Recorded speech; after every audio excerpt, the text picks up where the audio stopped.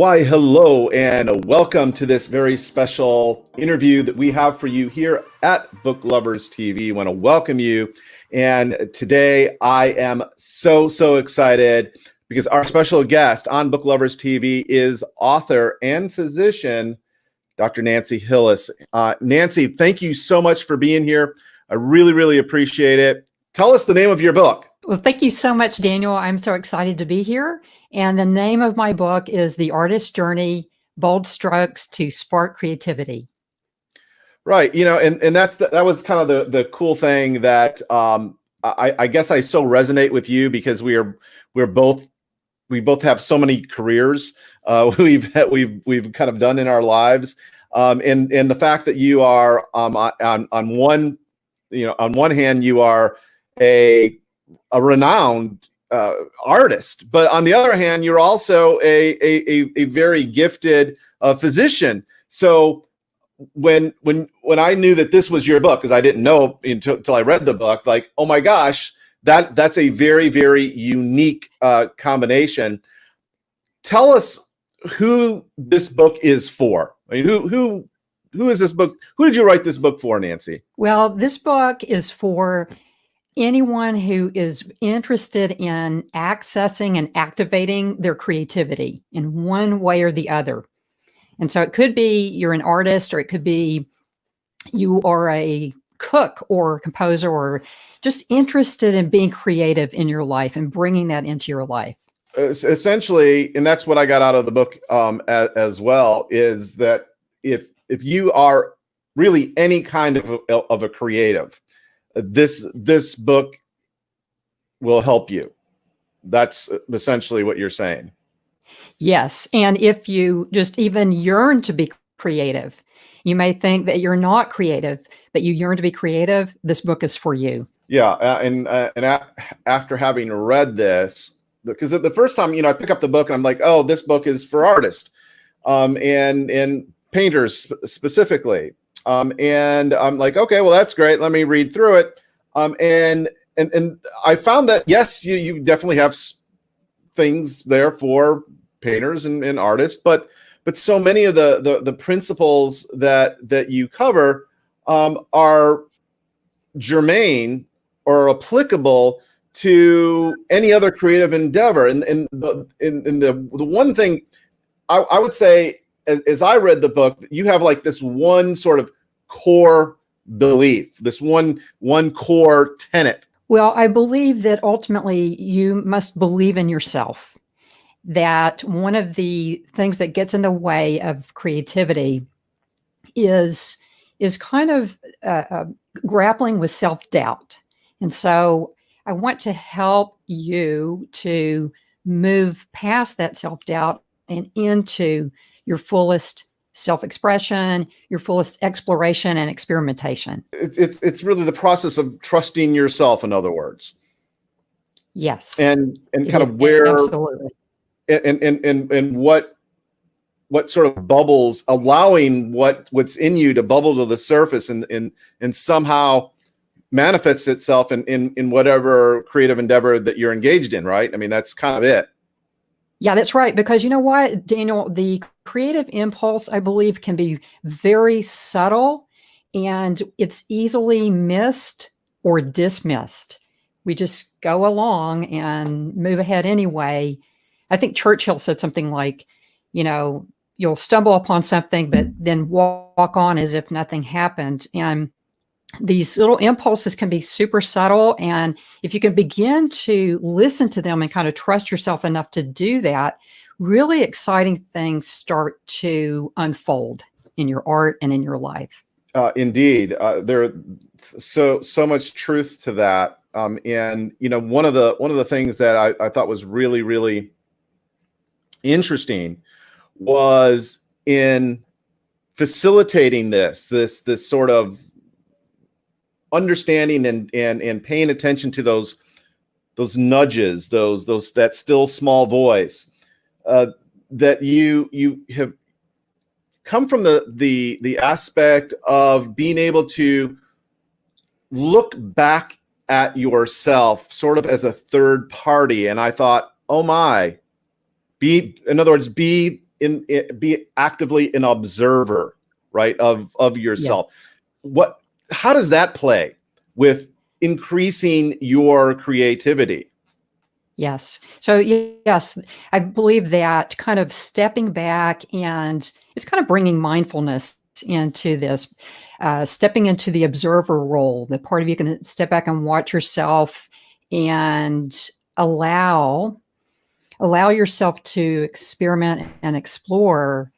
And within that kind of stepping back and observing yourself, you'll be able to notice the kind of inner landscape that affects everything. That is the inner dialogue, the inner narrative, and kind of step back and question that, or even just observing it can be helpful in freeing up your willingness to step into the unknown, which creating is about stepping into the unknown and allowing for surprise. Yeah, speaking of the inner narrative, we all have this self-talk, right?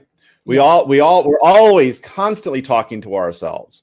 And that's the other interesting approach that you take in the book, is you come at that from a slightly different way than how most of us talk to ourselves. Can you develop that a little bit?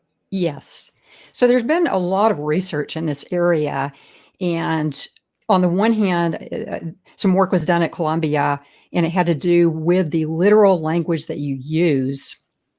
And kind of one of the things that they found is, I think they were having people go and give a talk, which tends to bring up anxiety for people. And if the language that they used with themselves was I, very kind of first person pronouns, kind of like I'm worried, or I don't know if I'm very good at this, that type of language really led to a lot of difficulties. Whereas if you can step back enough to use a kind of second or third person, let's go do this, or even using your name, calling out your name, like saying to yourself, if you're Daniel, hey Daniel, let's go ahead and just step up there and give the talk. And that language, which is a little bit more distancing, actually was helpful in opening up the creativity and moving past fear. And then there's also wonderful work at Stanford by Carol Dweck on mindset, which is kind of growth versus static mindset. So understanding that you can keep learning and keep growing, and that's that growth mindset, rather than saying, well, I'm not very creative, or I didn't study art, or I haven't written very much. That's a more static mindset. So we want to encourage this unfolding of a growth mindset and believing in the possibility as you move along. And then lastly, there's one other thing, and that's Lev Vygotsky's work, where he talked about the zone of proximal development, where we have an ability, but we're not there yet in terms of something else. And so if we have someone help us to scaffold from this place where we are to where we want to be, that scaffolding can move us into that place. So that goes along, I believe, too, with a growth mindset. It's possible to move into places where you're not quite there yet, but you can get there.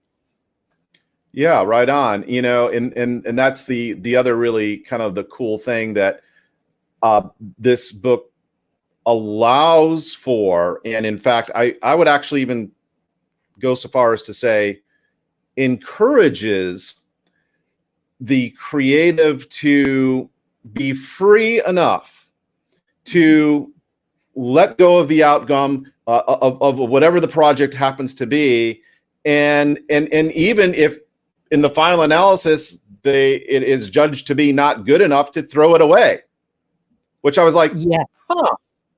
Yes. I've never really thought about, doing anything for me personally, but I could see where that could be just tremendously freeing, right?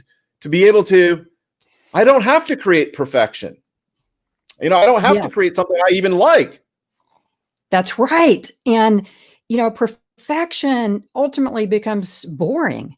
And I think the exciting thing is that the so-called mistakes, I say that I think that the mistakes are often the embryonic forms of new work that's emerging, new work that's trying to be born. And talk a lot about, the surprise benefits of so-called ugly art, whether that's ugly paintings, ugly writing, what we think of as mistakes and very uncomfortable, foreign, almost adolescent forms. And yet, that's where the magic is. And so it's really embracing mistakes, ugly art, the unknown, because this is where the surprising work emerges. This is where innovation happens. Absolutely. And see, when I read that, I'm like, oh my gosh, this is like so cool, because it's in those innovations that somehow that can in fact bubble to the surface when you are not really worried about the outcome, right? You're not really worried about whether you're going to keep this piece or not. It's like it's kind of, it reminds me of the story of how the first pretzels were made. How there was this mistake, and then there was this innovation, and now everyone likes pretzels in this way, and whatever. So it's that sort of idea, right? That's the idea, because even I think the sticky notes came out of that. It was some kind of adhesive that wasn't working correctly or something in the lab, in the chemistry lab, and yet right. The 3M story. Yeah, right? Yeah, the 3M story. Of course. So-called mistake, right? Exactly. Yeah. So and basically what you're saying is it applies to everyone, every creative, no matter the art, and let it happen. Yeah, it's so freeing. And it's a very foundational aspect of creativity. Yeah, and that's the other thing I know that this book drives at, and that is the thought of the distance between 0 and 1, right? Which I loved. I love this concept. I actually adore this concept. So can you tell folks a little bit about what we're talking about here, the measuring 0 to 1 and so forth? This is so exciting. So this is a concept from mathematics that absolutely is mind-blowing. And it is the concept that the interval between 0 and 1 is larger than the interval between 1 and 2, 2 and 3, and so on. And this was like stunning to me when I learned this. And this can be described, it's very lengthy, but basically 0 to 1 is the biggest interval. And I think that maps onto from nothing to something, from no to yes, is enormous. And so what that means is that just starting is everything. 0 to 1, just start. So yes, because so exciting. It's like you're not in being, you make a decision, and now you are in being, right? That's really what you're saying. Yes. And that is the longest distance, because a lot of people are paralyzed with fear that whatever they're doing isn't going to be good enough, or they're, for whatever reason, they procrastinate because they're perfectionists and they don't have the time to try to make it perfect. So many, and that's another message that I got so clearly in this book, is just doggone show up and do the work, right? Yes. It's huge to just begin. Take the step. It's like when you go and maybe you want to go swimming, but you're like, oh no, it's kind of cold outside or whatever. Go to that swimming pool or ocean or wherever you're going. Put your toe in the water. That's 0 to 1.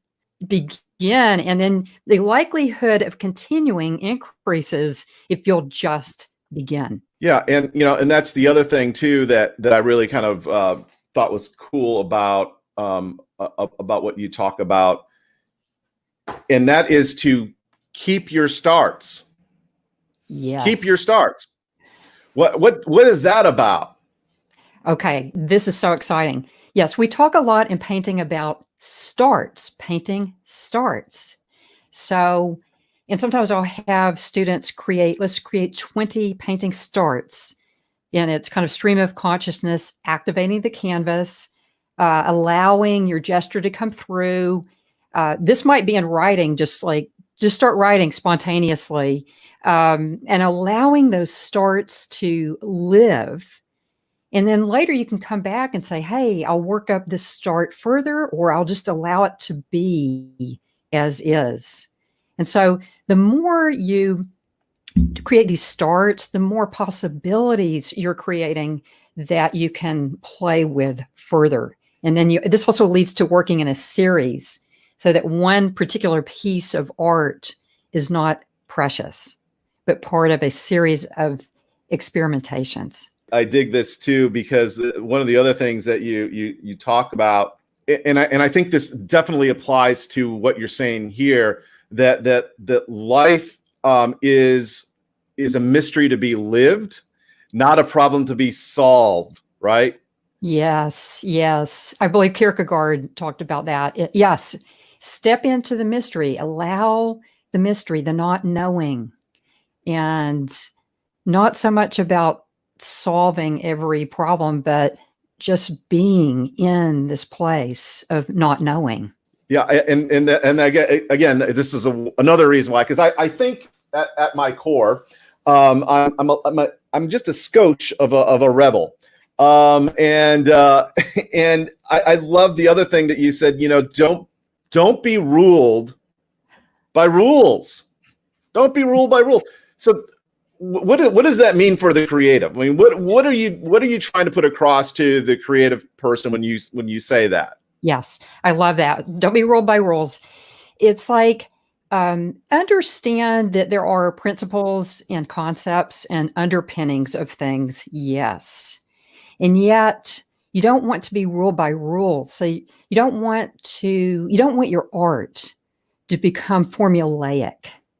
If you're caught up in the rules and everything has to follow the rules, then it becomes predictable.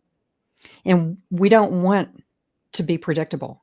And we don't want a repetition of what we've already done. We want to step into the unfolding and the surprise to see what wants to be born and created. So be aware of, that there are rules, but it's like, don't be ruled by them. You can have awareness of it, but you just don't want to be taken over. Yeah, and I think, and maybe you would agree with this. I'd really like to know. But when you approach things in that way, it actually gives you the space to create something new, to come up and let the inner creative in you manifest itself, right? Yeah. I mean, that's really what you're saying. Yes, we're really talking To me, about, anyway. yeah, it's allowing. It's cultivating an attitude of allowing Yeah. the unknown to come through you, allowing the unseen, the inarticulable, the ineffable to come through. So, yes. Yeah, I absolutely dig it. One of the things that I would really like to do, because we do have a splendid trailer for the artist's journey. I would, with your kind permission, I'd like to play it for our audience. Is that cool with you? Fantastic. Great. Let's do that right now.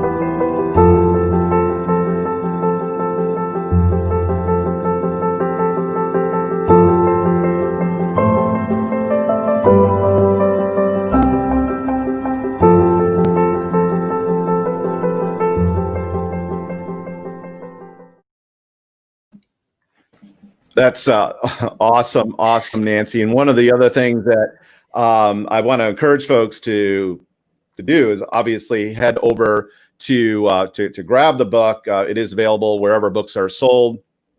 But one other thing, you're kind enough to offer a very special gift to our Book Lovers TV audience.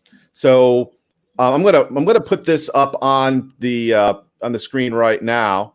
This is really a great free gift that you can you can actually point your phone camera at it right now, and it'll take you over to where you can go subscribe and download for this. But what is this free gift that we have here it's at artistjourney.com/gift, or simply point your phone camera at this QR code that we see on the screen right now. Yes, this is a creativity worksheet, and it has to do with 0 to 1. Indeed. And that's the kind of the cool thing, once again, is that you have this opportunity to use this worksheet in a very, very constructive way to get more done, right? To actually get things rolling and have some production, Yes. which is again, it start right there at 1. So at any rate, that's where you go. It's completely free. If this resonates with you, if this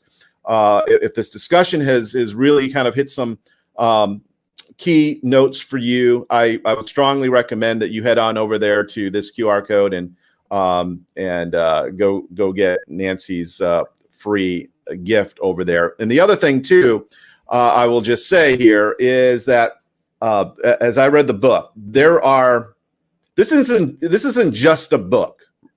This is not just a book. It is a book, yes, and so much more. For example, you have a variety of tutorials and videos. It's really a course.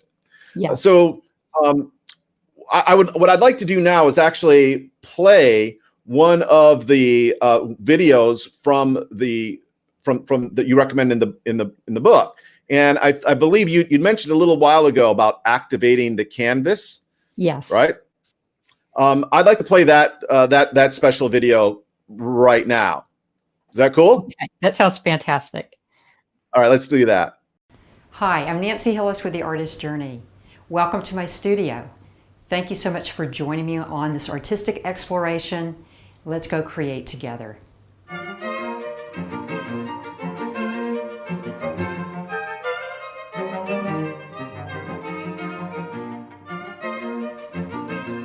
Today we're activating the canvas. Activating the canvas is stream of consciousness mark making that brings the canvas alive and creates exciting painting starts. Now I'm just going to activate the canvas with mark making. These are thin lines with graphite, and I'm just covering the canvas. And I'm not really thinking, it's very stream of consciousness. One way to access this is to move rhythmically without thinking and planning. And you will create rhythmic movement that can be used as the start of a painting. So now I go in with a darker line to contrast with that thin line that I had previously. And I'm just trusting myself and playing. One of the things about trusting yourself when you paint is to allow the intelligence of your body to express itself. Much like when you were a child, you weren't afraid when you were a child. You picked up a paintbrush and splashed paint on paper, and you weren't concerned about what anyone else thought about it. As you notice, some lines are kind of curvy and some are more angular, and that's that contrast between curvilinear and angular. Sometimes I'll take an eraser and knock this back to make it more random. It could be a plastic eraser or a gum eraser. They give you different effects. Don't be afraid of mistakes. If you make a mistake, you can always knock it out, knock it back, and go back over it. Okay, now I'm going to go for a thicker marker. I'm using a Molotow marker, and that gives me quite a different line.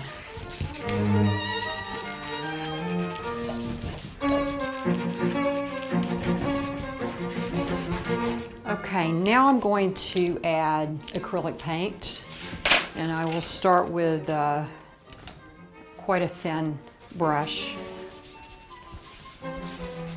And that gives, again, a different weight as well. Use your body as an instrument and allow yourself to not know what you're going to do. Now I will bring in a thicker brush. This happens to be a fan brush, but it could be any kind of thick brush. And I'm just going to add a little bit here and there. Creating is stepping into a place of not knowing.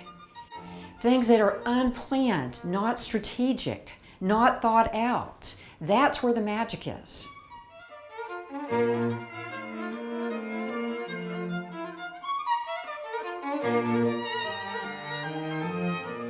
Join me next time to create differences with composition.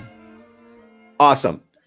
All right. Well, so you get that, and you get so many other free, really cool step-by-step tutorials in the book as well. Can you describe a few of those other videos that we have for folks within the artist journey? Yes, Daniel. So there are a series of tutorial videos that are in the book resource library, and besides activating the canvas, there's one on composition, another on value, and then there's another one that has to do with something I call the 6 maquettes. So that idea is playing with forms, much like Henry Moore did, the great British sculptor, but we're doing it with mark making and painting. Awesome. And once again, we can get this book right here at Amazon.com. This is what it looks like. Here's the cover, but you could also get it from your website as well, I imagine, and I think you can get it right from this QR code once you download your free gift. Which, by the way, I think is probably the best way to be introduced to Nancy's work, and this is again completely free way to go about doing it and to kind of dip a toe. So my last question for you, Nancy, is when we talk about the creative and the whole creative process, there are so many solutions that have come by and through our creativities as humans. The way I see this book is, if you are an artist of any sort, this is a complete no-brainer. But if you just need more creative power, JP4 rocket fuel, this is the book. Yes, thank you.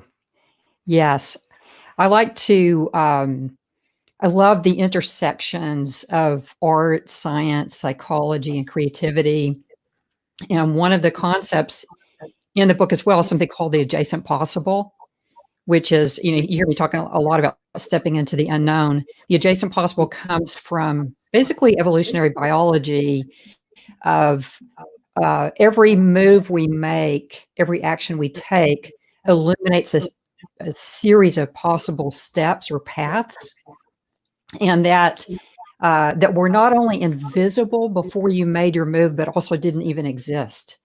So by your act of creating, you're actually affecting existence itself in whatever form you're creating, whether it's in the scientific laboratory, as a writer, as an artist, and this is a concept from biology. So it's really interesting. And I think it's so exciting to really give yourself that permission to step into your creativity. Absolutely. And the other thing as well, that, and we sort of touched on this, but I think it bears really focusing on here, because I know that one of the reasons why I'm a creative and I enjoy creative endeavors is because it really, I mean, it's almost a high. It's not just a physical high, it's a spiritual high, it's an emotional high.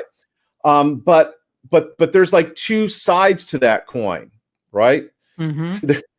And you talk about that as well. You talk about the dark night of the soul. Yes. And develop that a little bit. Yes.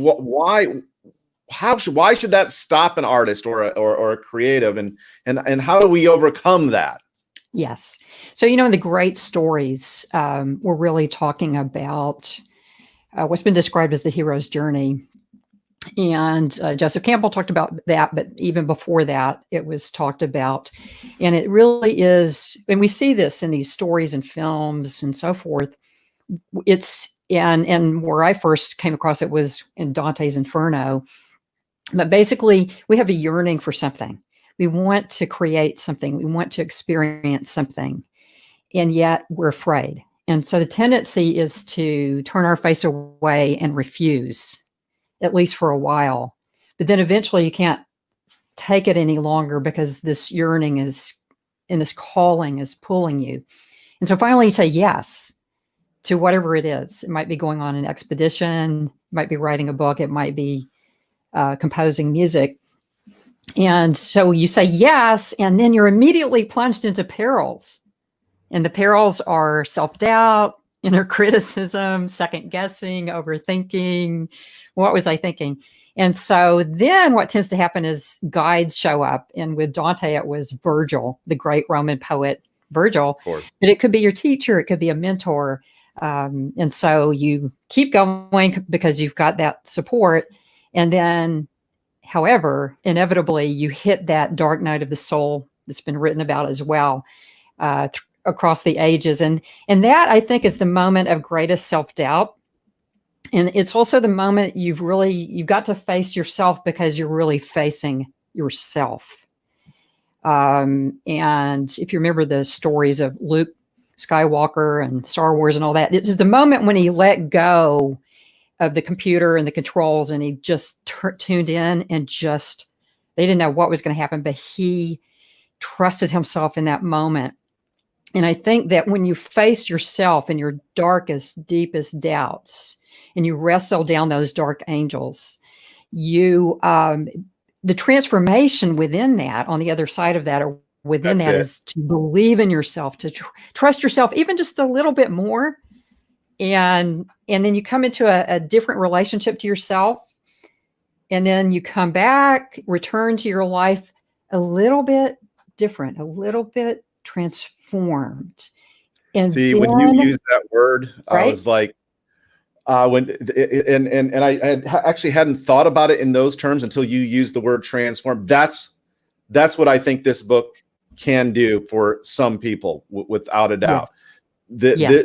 This is a transformative, or a tool for transformation in somebody's life. And wow. It just now hit me that's exactly what this is all about. Really. Yes. Of course, it's about making art. It's about being creative and all that. But the end goal is, I started off like this, and now I'm completely changed. I'm born anew. Really. Yes. That is the essence of it. Is transformation and ongoing spiraling, because we're continually unfolding as a person in our lives and in our art and in our creativity. So it's really seeing that and allowing that and going into those places and realizing that even that dark night, even those things that are terrifying are transformative, and you keep learning and evolving and trusting yourself more and more as you go. So yes, that's the deepest work. Yeah, do I get an A? Yes, you nailed it. Good. All right. So on that note, thank you so much, Nancy, for taking the time to chat with the folks watching here at Book Lovers TV. Really, really appreciate it, and I really appreciate this this book. Once again, if you are a creative person at all, this book will well serve you.